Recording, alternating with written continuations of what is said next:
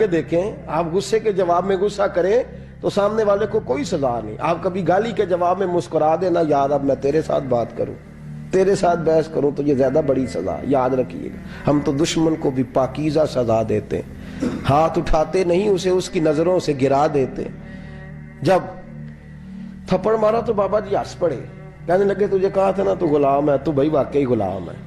اب جب ہنسے تو اب اس کو ڈھارس ہوئی, توجہ ہوئی, کہنے لگا بابا ماجرا کیا ہے, میں کیسے غلام کا غلام ہوں. تو بابا کہنے لگا دیکھنا, تجھے مسجد آنے کا کہیں تو تیرے لیے مصیبت ہے.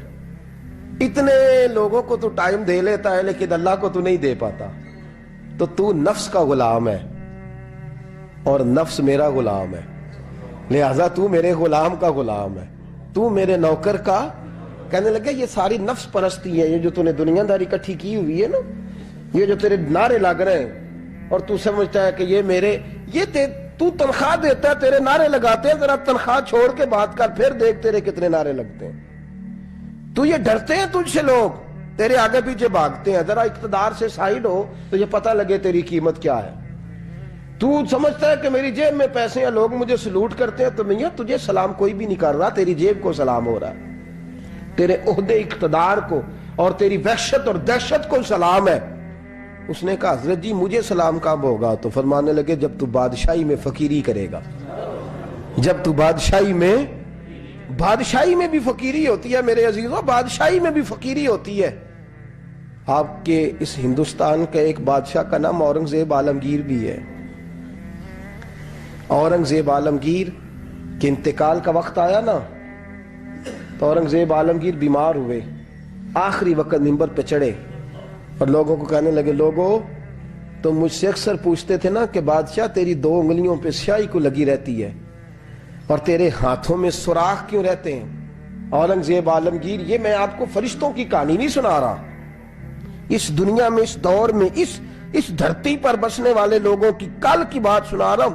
اس ہندوستان میں ہندوؤں کے ملک پر حکومت کرنے والے ایک مسلمان دیانتدار بادشاہ کی بات سنو. کہتے ہیں ہاتھوں میں سوراخ کا پوچھتے تھے نا تم لوگ, اور تم مجھے پوچھا کرتے تھے تیرے ہاتھوں پہ سیاہی کیوں لگی ہوئی ہے.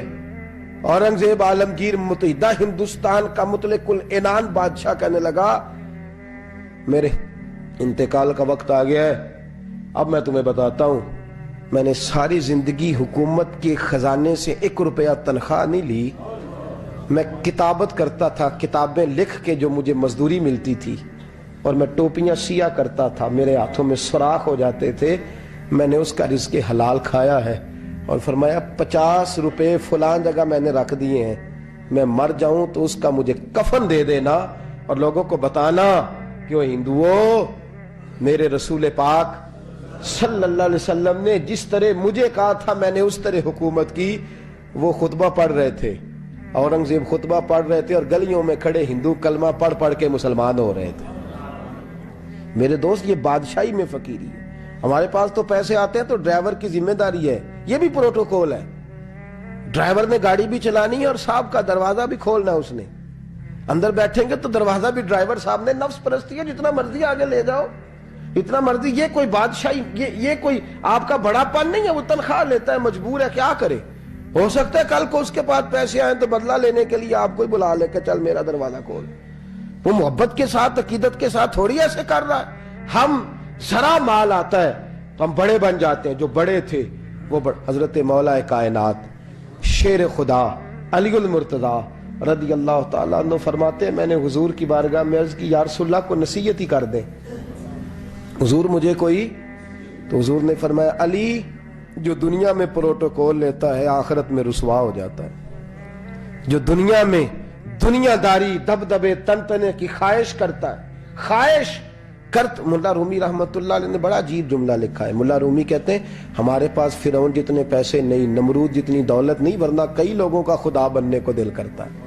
معاذ اللہ تعالیٰ. وہ کہتے ہیں کئی لوگوں کا دل کرتا ہے کہ لوگ ہمیں سجدہ کریں, لیکن فرعون اور نمرود جتنی طاقت دولت نہیں, ورنہ لوگ کرائیں. معاذ اللہ تعالیٰ. خواہشات نفس اتنی بڑھ گئی ہیں. اچھا لگتا ہے. ہمارے لیڈران کہتے ہیں 2-4 بندے ہلکے میں مرے نہ تو الیکشن کا مزہ ہی نہیں. معاذ اللہ تعالیٰ, یہ ہمارا حال ہو گیا. ہم نعرہ بازی کے قائل قوم ہیں, ہم نعروں پہ زندہ رہنے والے, نفس پرست بنتے جا رہے ہیں. شیر خدا رضی اللہ تعالیٰ عنہ فرماتے ہیں رسول کریم نے فرمایا جو یہاں عزتیں ڈھونڈتا ہے, یہاں خواہش کرتا ہے نعروں کی, پروٹوکول کی, آخرت میں رسوا کر دیا جاتا ہے.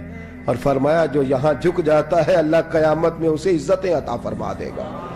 یہ حضور نے نصیحت فرمائی. حضرت عمر بن عبدالعزیز, زمانہ ڈرتا تھا, بڑا نام ہے. فقیری اور چیز ہے, درویشی.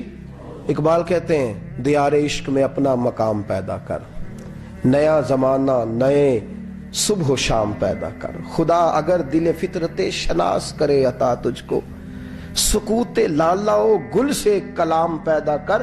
میرا طریق امیری نہیں فقیری ہے, خود ہی نہ بیچ غریبی میں نام پیدا کر.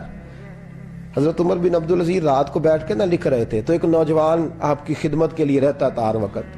حضرت جی لکھ رہے تھے, چراغ جل رہا تھا تو کوئی تحریر کر رہے تھے. ایک مہمان بھی آیا ہوا تھا, تو وہ نوجوان نہ بیٹھے بیٹھے نہ لیٹا تو سو گیا. توجہ ہے آپ کی میری بات پہ؟ بیٹھا بیٹھا نا وہ بیچارہ سو گیا, تو حضرت نے تکیہ پیش کر دیا. وہ نوجوان نے تکیہ پکڑا تو اس نے لپاٹ کے وہ گہری نیند چلا گیا. ایک جھونکا ہوا کا آیا تو چراغ گل ہو گیا. مہمان بیٹھا تھا, کہنے لگا حضرت جی میں چراغ جلا دوں؟ فرمانے لگے نہیں, مہمان سے خدمت نہیں لینی چاہیے, میں جلاتا ہوں. کہا پھر اس کو اٹھا لے. کہنے لگے جوانوں کو نیند زیادہ آتی ہے, سویا رہنے دو. کہا حضور سونے تو نہیں آیا, خدمت کے لیے آیا. فرمانے لگے یار سویا رہنے دو, کیا عرض ہے.